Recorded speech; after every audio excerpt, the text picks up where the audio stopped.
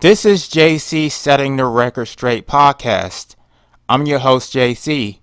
On this channel, we set the record straight. That means we fact check and correct commonly believed misinformation and propaganda. I am expecting people to unsubscribe because of this video.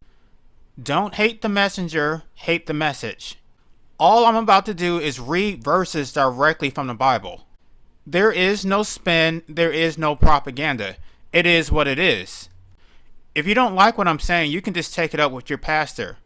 Maybe your pastor can explain why these verses are in the Bible. Now, when Christians speak against abortion, one of the things that I tell them is that the Bible condones both abortion and infanticide. And the first thing they tell me is, oh, you don't know what you're talking about. It doesn't say that. And then when I actually give them the verses, then they say that I'm taking it out of context. There is no context for telling people to kill babies. And we're not talking about fetuses. We're talking about actual babies, infants. We're talking about ripping babies out of mothers' stomachs. Now, there are many verses in the Bible which condone both abortion and infanticide. I couldn't read all of them, so I just chose a few. Because some of those verses were longer than others, there was a story attached to it, so I just want to read the short ones because I couldn't create memes for the long ones. The text would have been too small. An example would be the story of God commanding Abraham to sacrifice his son. Now, I know y'all are going to say that God stopped Abraham before Abraham actually killed his son, but what kind of God would play that kind of game in the first place? The first verse is 2 Kings 15, verse 16. It says, At the time Manahem sacked Tisca and all who were in it and its territory from Berzah on because they did not open it to him. Therefore he sacked it. He ripped open all the women in it who were pregnant. So he ripped open these women, killing both the women and their fetuses. So that's a murder of the woman and an abortion of the fetus. You can't make this stuff up. The second verse is Psalm 137, verse 9.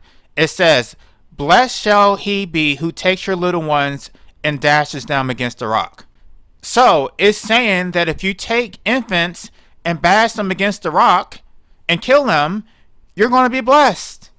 So contrast that against an abortion, right? Because an early stage abortion, right, the brain hasn't even been developed. So these fetuses are not even sentient.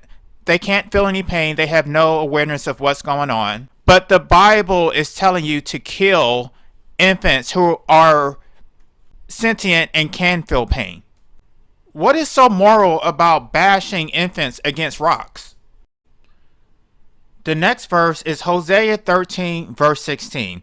It says, Their infants shall be dashed in pieces, and their women with child shall be ripped up. Again, more infanticide, and then it's saying that women who are pregnant shall be ripped up. Again, that's a promotion of abortion and the murder of grown women. The next verse is Isaiah 13, verse 16. It says, Their children also shall be dashed to pieces before their eyes, their houses shall be spoiled, and their wives ravished. So that's pretty self-explanatory.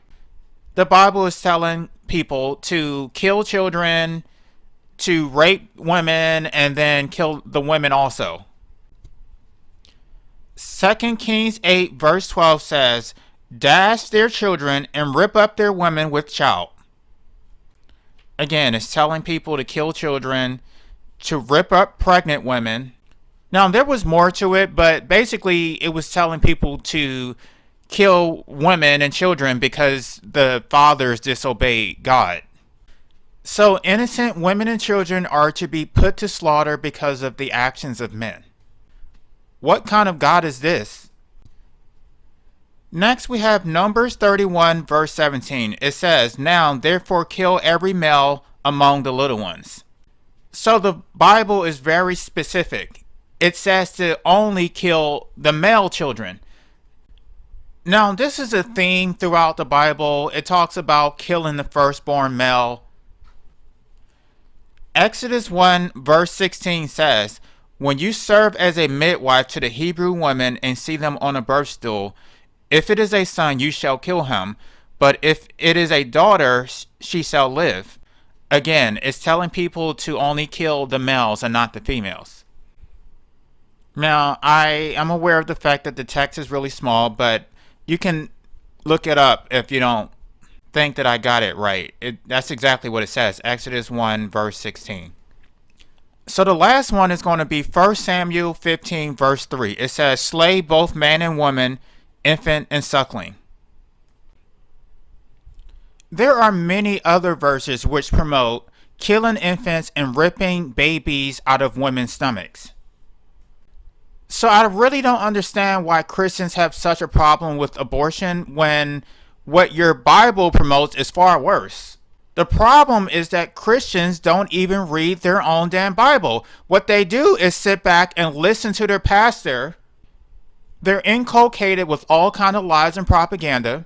They completely disregard the Old Testament and only follow the New Testament, even though Jesus said he didn't come to change the law, he came to fulfill the law.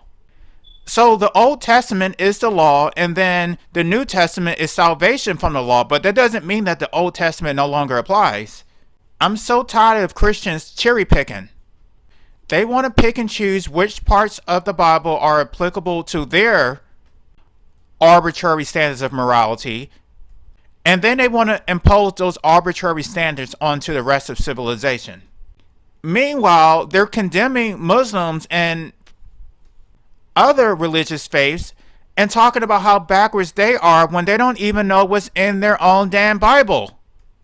So, I'm going to need Christians to get it together.